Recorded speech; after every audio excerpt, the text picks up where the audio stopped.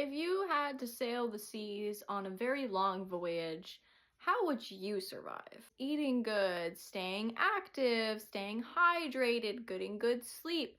How are you supposed to eat good though and healthy when all you have to eat is like really salty meat, maybe even with a little side of dead bugs in your hardtack, beer, water that's like even a little bit dirty, so you have to put vinegar in it to make it palatable. I don't know about you, but that doesn't sound like a good meal. And so you're trying to eat healthy, you're trying to stay active too, but when you're not eating healthy, you have a lack of vitamin D, you're not getting fresh foods in, you're not getting vitamin C, and that's when we had scurvy. You're trying to stay active, but you're lethargic. Before we discovered the solutions to scurvy, like 50% of the crew members could die from it. So it was not good. How did we really reduce that number of deaths?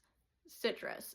In 1747, citrus fruit was a treatment. It wasn't like patented or implemented until like 40 years later though. And in 1770s, James Cook would encourage sauerkraut and malt and showed that we can treat scurvy with things other than citrus. It really solidified the idea that hygiene and a healthy diet can treat scurvy. Okay, cool. So we took care of scurvy, but how else are you gonna survive? What about like digestive troubles? What about seasickness? What about malaria? What about all of these other things that could potentially happen on your trip?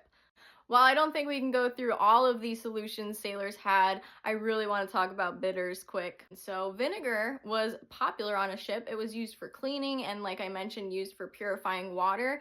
But vinegar bitters became a thing too, and they were patented and used for like digestive tonics. To give you an idea, before bitters, sailors would literally be so desperate, they would do bloodletting, they would do purging, they would eat sand to solve their digestive problems. They would consume mercury and, in some tales, boys' urine, like drinking boys' urine. I'm really glad we got past that. But that's when vinegar bitters and bitters came in and they became patented. So thankfully now we have bitters, and you can learn more about the story of how we got like vinegar bitters in my mocktails class workshop. It's available here. Vinegar bitters became an almanac, a patent medicine as well, just like our lemon juice did.